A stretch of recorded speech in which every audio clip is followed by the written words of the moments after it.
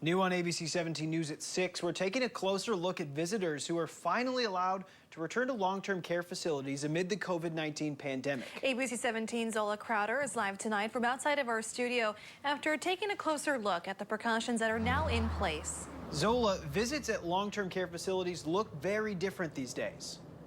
Yes, people have been waiting months to see their loved ones, and now some facilities across Missouri are offering outdoor visitation. But the rules have changed. Families have been waiting for this moment. It has been 114 days or something like that since I had seen her. Mark Applegate used to visit his mom every day after work before the COVID-19 pandemic. After 3 months, he finally got to see her in person again. She lit up for sure when we got to see her in person. I mean, whether she could know exactly our titles or who we were and this or that is arguable, but she definitely knew she was within her tribe, and she was our people, and we was her people. But the visits have changed.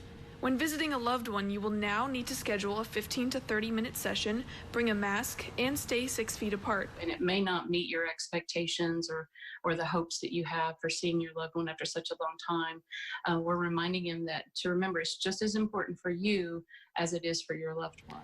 For Alzheimer's and dementia patients, not being able to communicate for long periods of time is bad for their health. Having those contacts by family members is really important to maintain their cognitive functioning for as long as possible and to kind of ground them in reality. I usually hold her hand because she's a hugger and a hand holder. The visits will look different, but Applegate says it's all worth it. We spent the first 5 minutes explaining why we haven't been able to see her, and stuff. But yeah, it was definitely worth it. Isolation is terrible for them, and you can actually help them by being there. Haley says if you see a change in your loved one's physical or mental state, ask the facility if this is something they've been tracking or if it's due to isolation. Live in Columbia, I'm Zola Crowder, ABC 17 News.